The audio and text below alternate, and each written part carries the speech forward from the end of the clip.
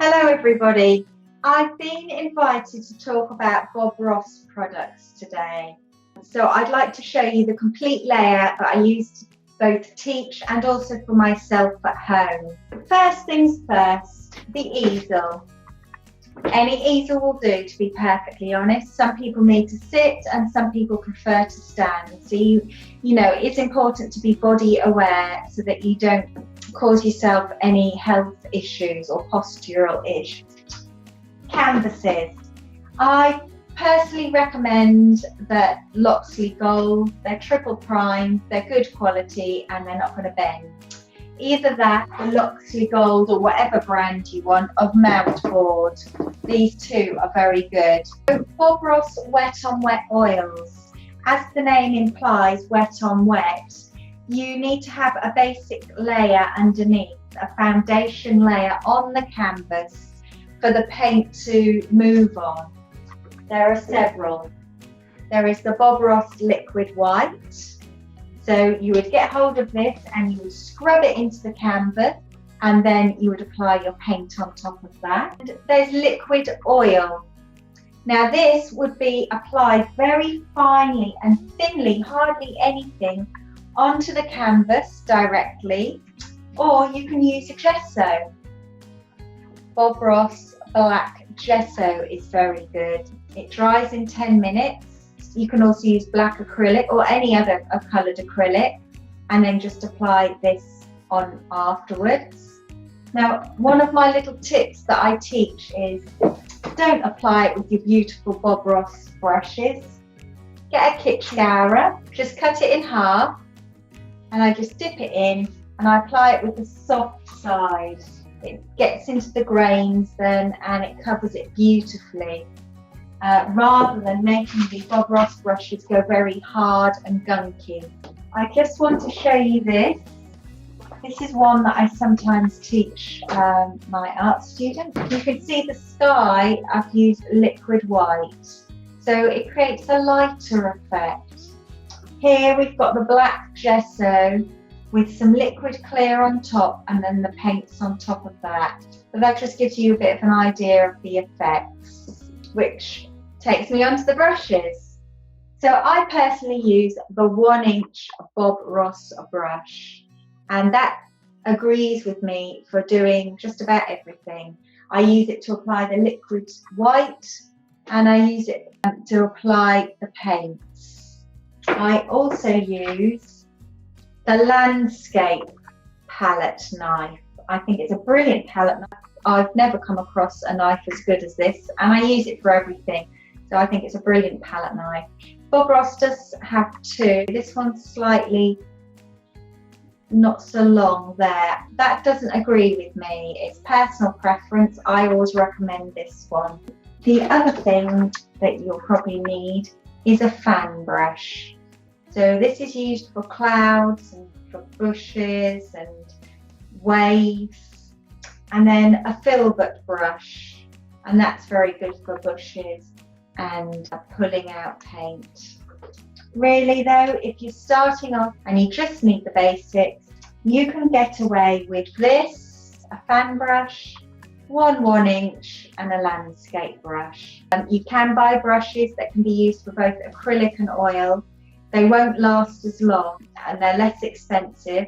So you can purchase some of those as well, but I would always go with these three.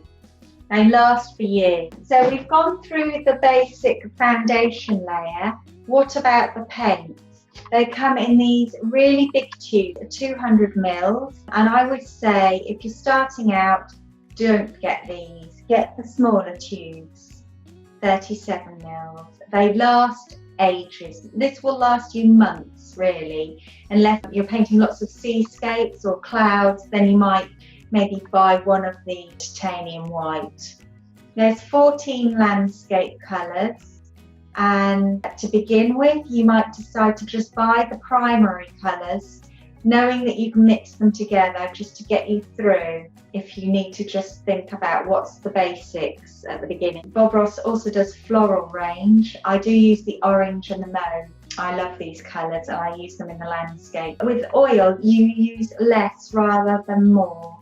Acrylic is quite abundant, you squeeze quite a decent amount out, but with the oil, these do last a long while.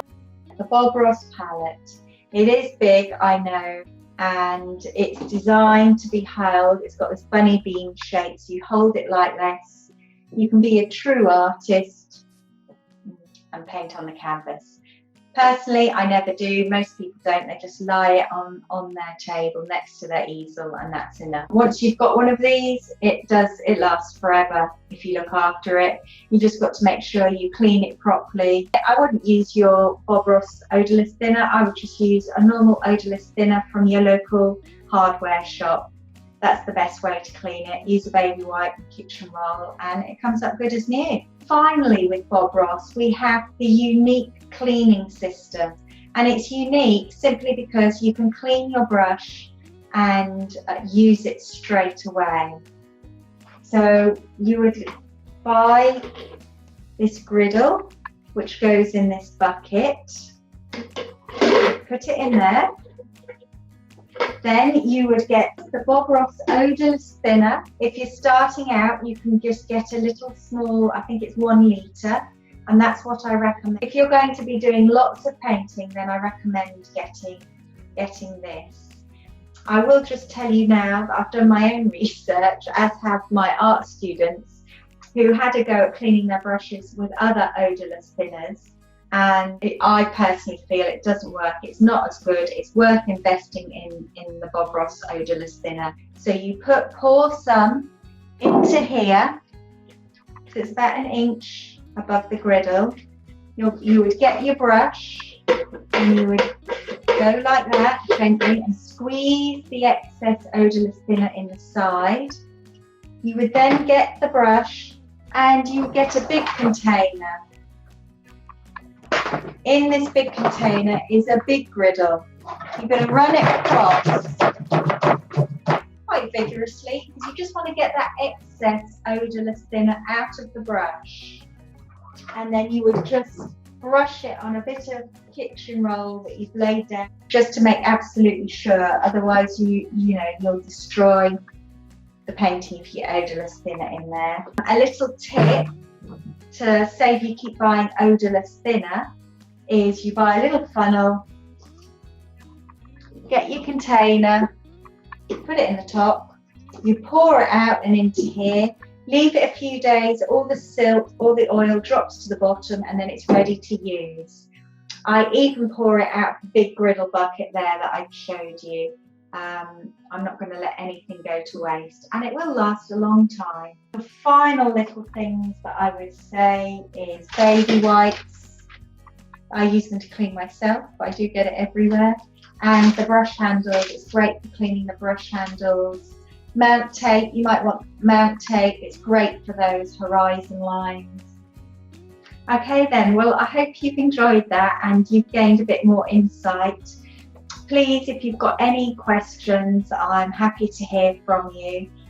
And obviously contact Art Supplies as well, they're always happy to answer questions. All right, thank you very much, and happy painting.